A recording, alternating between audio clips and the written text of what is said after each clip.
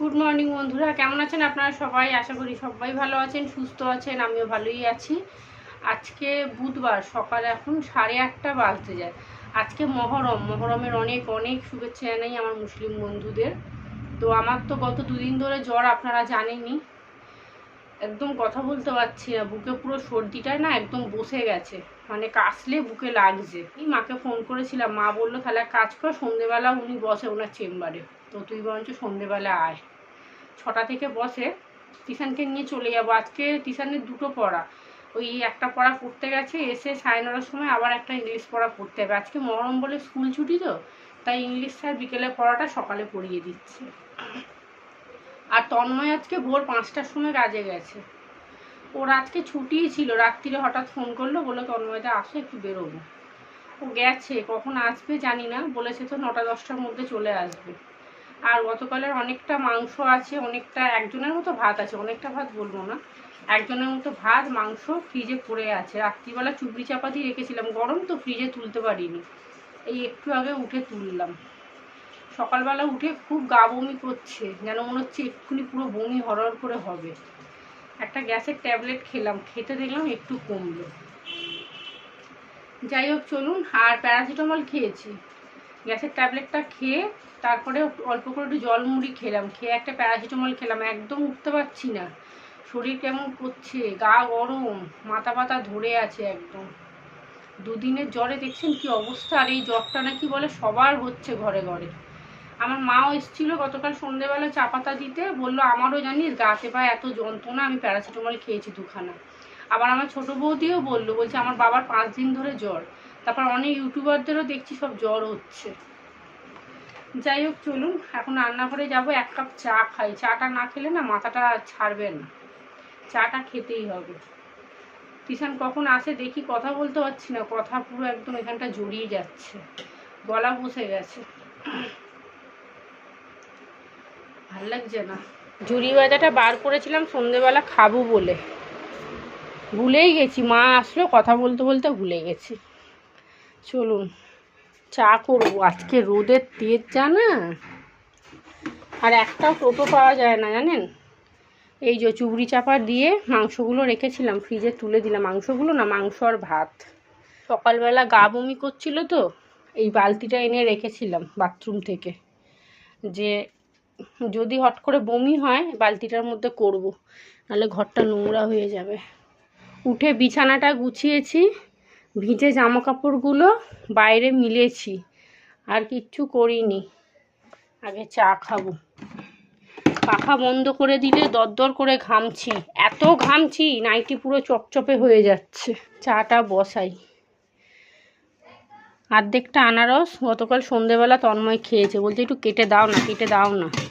আমি হ্যাঁ গো, রাত্রিবেলা কে আনারস খায়, দাঁড়ান এখানটা রাখি। গতকালকে ওই দুধের বাটির মধ্যে না ভাত ছিল, রাত্রিবেলা ফেলে ধুলাম, তাই এই হাঁড়িটার মধ্যে দুধটা জাল দিয়েছিলাম। গতকালকে 1 গ্লাস গরম গরম দুধ খেয়েছি। আবার ভাল লাগছে না, কি ঘাম দিচ্ছে বাবা, ঘাম দিচ্ছে, কিন্তু জ্বর তবুও কমছে না। বাবা এত জল কোথা থেকে এলো এখানে, বাবা তো অবাক হয়ে যাচ্ছি।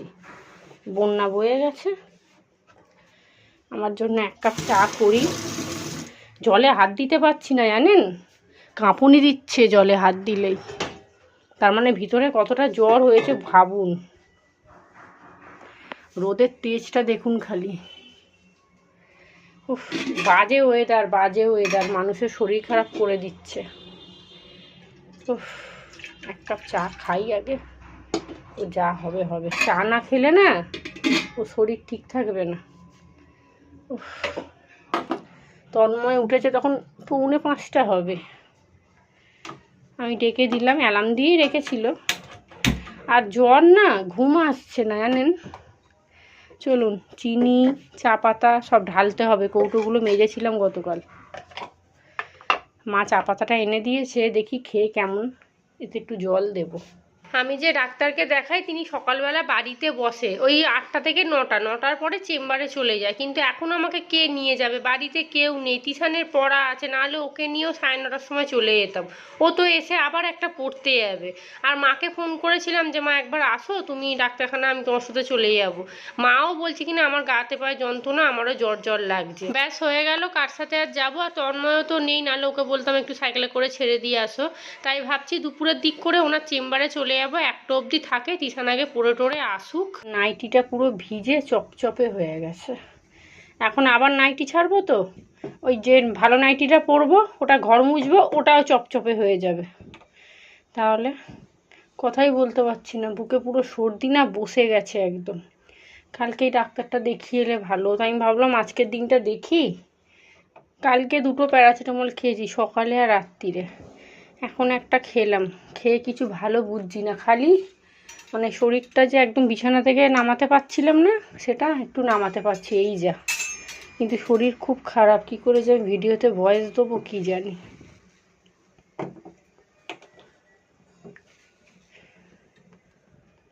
একদম বাজে ওয়েদার। এই চাটা থাক, খুব বেশি চা খাবো না, এই যে এইটুকু নিলাম। তন্ময় যদি আসে, দর দর করে ঘামছি, কিরম মাথাটা গরম হয় বলুন। দেখুন পাখাটা জাস্ট একটুখানি বন্ধ করে চাটা খালি ঢালছি, ঘেমে চান হয়ে গেছি। চলুন বিস্কুট নিই।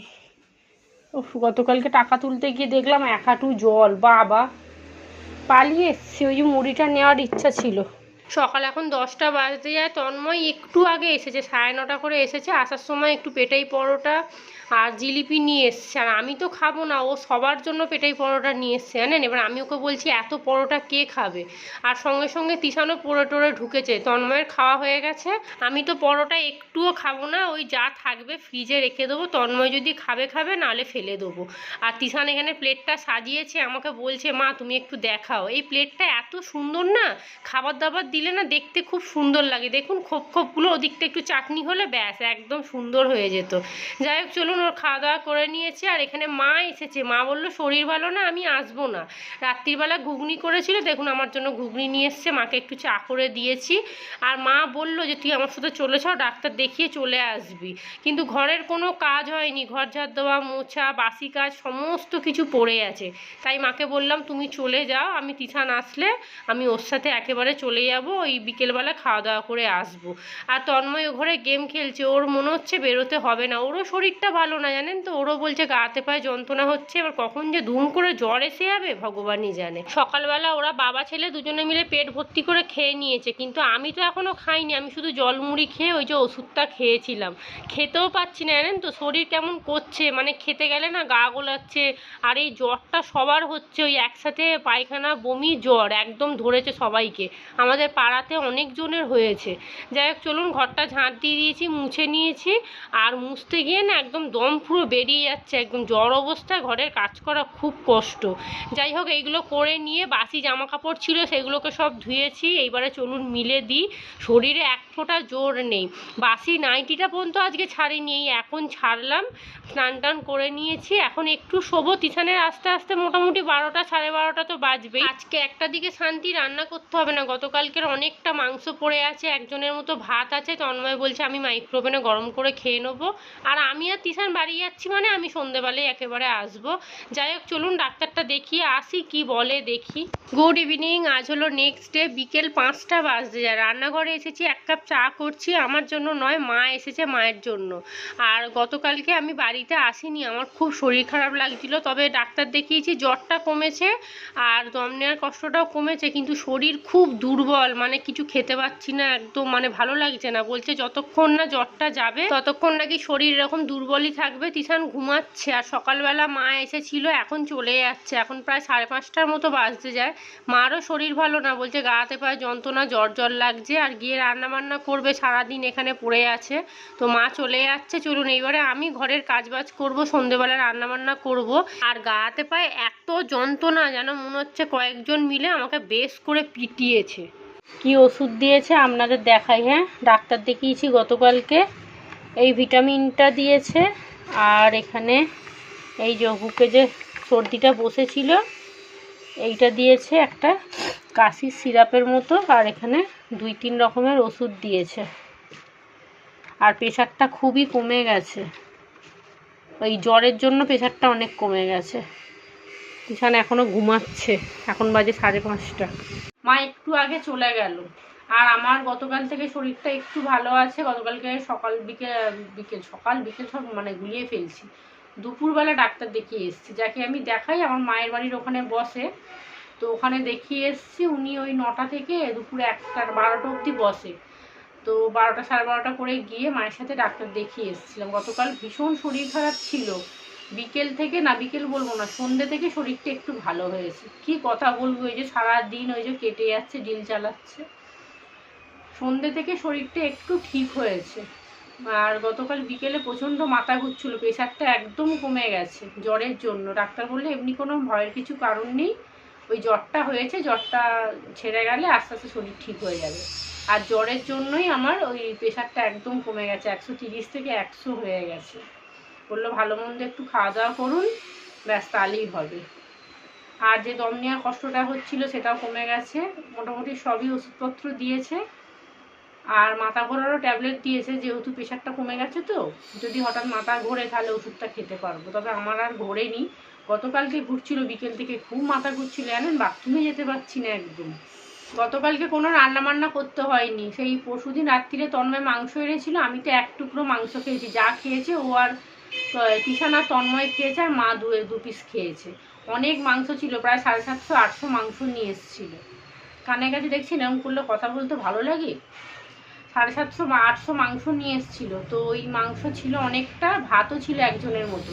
আমি আর তিশান বেলার দিক করে বেরিয়ে গেছি, যে একেবারে ডাক্তার ফাক্তার দেখি সন্ধ্যেবেলার দিক করে আসবো। ও বাবা, সন্ধ্যের পর থেকে যা মাথা ঘুরছে, আমি আর আসতে পারি না। আর তন্ময় এমনিও বিকেলের পরে কাজে বেরিয়েছিল, ওই ওদেরকে নিয়ে সব এতে গেছিলো, মাজারে গেছিলো। তো বাড়ি এসছে তখন 11টা 11:30 করে। ও বললো ছেড়ে দাও, ও আসতে হবে না, একা একা কী করবে শুধু শুধু। তাই কালকে আর আসিনি, আজকে সকালবেলা 10:30 করে এসছি। তিশানের পড়াটা কামাই হয়ে গেছে, গাতে পা খুব যন্ত্রণা করছিল। আজ সকাল থেকেও শরীরটা খুবই খারাপ ছিল। এই 2বার ওষুধ খাওয়ার পর থেকে এখন একটু ঠিক আছে। আর আপনাদের যাদের জ্বর হচ্ছে না, আপনারা একবার ডাক্তার দেখিয়ে নিন, কারণ এই জ্বরটা ভীষণ খারাপ। আমার 2 দিনে যা অবস্থা হয়েছিল, ওরে বাপরে। তারপরে তো খেতে পাচ্ছিলাম না জ্বরের জন্য, মাথা ঘুরছে, জ্বর, তারপর দেখছি গা বমি করছে। আমি ভাবলাম না, ও দরকার নেই বাবা, আমি ডাক্তার দেখিয়ে নিই, মঙ্গলবারেই দেখিয়ে নিলে ভালো হতো। হাতে ভাত করে খেয়েছি, প্রেসার কুকার থালা বাসন সব মেজেছি। আর এখানে মা ডিমের ঝোল আর ভাত নিয়ে এসেছিলো, ভাতটা পুরো পড়েই আছে, ডিমের ঝোল আর শুধু ডিমটা তুলে খেয়েছি। আর এই যে তন্ময়ের এখানে বিরিয়ানি পুরো গরম। একটু আগে ফোন করলো, বলছে আমার আসতে দেরি হবে, 8টা 8:30 বাজবে। যাই হোক, ফ্রিজে তো তুলবো না, কারণ একদম গরম, এলে খাবে কোনো। আর এইটুকু দুধ না পড়ে আছে, এটা রাখবো না। এটা সেই রবিবারের দুধ মনে হয়, হ্যাঁ শনিবার এনেছিলাম, রবিবারে দুধটা কেটে চা করেছিলাম, ভাবছি চা করে নি, খেয়ে নি। ওইটুকু দুধ তো 3-4 দিন হয়ে গেছে, আর রাখার দরকার নেই। মাকে 1 কাপ চা করে দিয়েছিলাম। চলুন,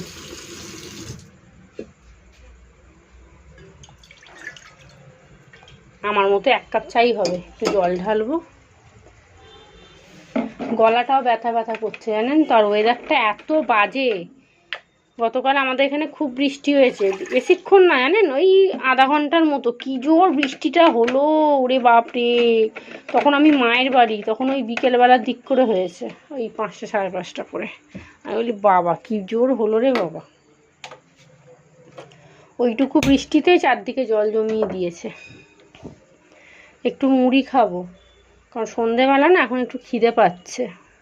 গত 2-3 দিন একদম খেতে পারিনি জ্বরের জন্য, জানেন, গলাটাও বসে আছে। আর আমি ভিডিও কি দেবো, ভিডিও ভয়েস দিতে পারছি না, তো ভাবলাম একটু মুড়ি খাবো সন্ধেবেলা। আমি খুব একটা মুড়ি খাই না, আমার ওই কেনা মুড়ি নিয়ে আসলে খাই, না হলে খুব একটা খাই না। ও বাবা, টিনটা খুলে দেখছি এই যে এইটুকু মুড়ি পড়ে আছে। ফ্রিজে একটা শশা ছিল, বার করেছি একটু মুড়ি খাবো বলে। তিশানকে পাঠাতে পারি, কিন্তু ও এখন আর যাবে, এখন ঘুমের ঘরে বিছানা, এখনও বিছানা থেকে নড়তেই পারছে না, পড়তে বসবে। চলুন, তবে বিকেলবেলায় দুধ চা খাওয়া একদম নেশা করলে হবে না, সর্বনাশ হয়ে যাবে। চাটা খেয়ে নিই, তারপর রাতে রান্নাবান্না বসিয়ে দেবো। আর এই চা পাতাটা কি ভালো জানেন, পড়ে যাবে না তো। রাতে রান্নাবান্না বসিয়ে দিয়েছি, আজকে করব আলুর দম আর তার সাথে পরোটা হবে। তন্ময় এখনও আসেনি, ওর আস্তে আস্তে মোটামুটি 9টা সাড়ে 9টা বাজবে। তো এখানে কড়ার মধ্যে তেল দিয়েছি, গোটা জিরে তেজপাতা শুকনো লঙ্কা ফোড়ন দিয়েছি, এবারে আলুটা দিয়ে দিলাম। এবার একটু নুন হলুদ দিয়ে একটু ভাজা ভাজা করব। আর এখন তো টমেটো পেস্ট করে দিই, কেটে আর দিই না, টমেটোটা ঘষে দিলে না বেশ সুন্দর খেতে লাগে তরকারিটা। আদা রসুন বাটা দিয়ে দিচ্ছি, টমেটো দিয়ে দেবো, এবারে দেবো হলুদ গুঁড়ো, লঙ্কার গুঁড়ো, নুন, যা যা গুঁড়ো মশলা থাকে সব দিয়ে দেবো। যেহেতু অনেক দিন ধরে রুটি খাচ্ছি তাই আজকে একটুখানি পরোটা করব আর তার সাথে আলুর দম করবো। আর তন্ময়ের তো বিরিয়ানিটা আছে, বিরিয়ানিটা এখনও গরম জানেন, ওই জন্য আর ফ্রিজে তুলিনি, রেখে দিয়েছি। আর তন্ময় বলছে বিরিয়ানি ফ্রিজে তুললে নাকি বলে স্বাদ নষ্ট হয়ে যায়, সেই জন্য রেখে দিয়েছি, থাক, ও এলে মাইক্রোওভেনে গরম করে দেবো। আর রান্নাবান্না তাড়াতাড়ি করে সেরে নিয়ে বিছানায় উঠে পড়বো। বাবা শরীর একদম ভাল লাগছে না, কোনো রকমের রান্নাটা খালি করতে হচ্ছে। ওই যে একা ঘরে থাকলে যা হয়, মরতে মরতেও রান্না করতে হবে। এখানে গোল গোল করে পরোটা সব বেলে নিয়েছি, একটা একটা করে ভাজছি। 2খানা করে একসাথে ভাজতে পারতাম, কিন্তু একটা করে ভাজলে না মানে পরোটাগুলো খেতে খুব খাস্তা হয়। রান্নাবান্না সেরে নিয়ে কটা বাসন আছে মাজবো, রান্নাঘরটা পরিষ্কার করব। আর কেউ একজন থাকলে না একটু হাতে হাতে সাহায্য করে দিলে বেশ ভালোই হয়, কিন্তু ওই যে একা ঘরে তো কেউ করার নেই, ওই যতটুকু পারবো করবো, না হলে শুয়ে থাকতে হবে। আর মাকে কতবার ডাকবো বলুন না, মায়েরও তো সংসার আছে, সেখানে ওদের অতগুলো লোকে রান্না বান্না, তারপর মায়েরও শরীর ভালো নেই, এমনি তো মায়ের কোমর যন্ত্রণা সবসময় লেগেই থাকে। যাই হোক চলুন, এখানে সমস্ত পরোটা বেলা হয়ে গেছে। আর এই দেখুন, এইটা ডাক্তার দিয়েছে আমাকে এনার্জির জন্য, মানে ওই শরীরটা দুর্বল তো, জ্বরের জন্য শরীর একদম উইক হয়ে গেছে। তো বলেছে এটা 1 চামচ না, 1 গ্লাস জলে 1 চামচ করে গুলে খেতে, দিনে 3বার 4বার খেতে বলেছে। যেহেতু ওই যে খেতে পাচ্ছি না তো, শরীর খুব দুর্বল, মাথা ঘুরছে একদম। আর এখানে রান্নাঘরটা পরিষ্কার করে নিয়েছি, যা বাসন ছিল সব মেজে নিয়েছি। আর এই দেখুন, এখানে অনেকটা চা পড়েছিল, তাই গ্যাস ওভেনটা ভালো করে মুছলাম। রান্নাবান্না হয়ে গেছে, তন্ময় এখনও আসেনি, ও আসলে ও তো বিরিয়ানিই খাবে, তবে ওর জন্য পরোটা আমি করেছি, যদি না খায় তো সকালবেলা খেয়ে নেবে। তো চলুন ব্লগটাও এখানেই শেষ করি। আপনারা সবাই ভালো থাকবেন, সুস্থ থাকবেন, সাবধানে থাকবেন। ব্লগটা যদি ভালো লাগে চ্যানেলটা অবশ্যই সাবস্ক্রাইব করবেন আর কমেন্ট করে জানাবেন কেমন লাগলো। তো চলুন, আজকের মতো সবাইকে টাটা।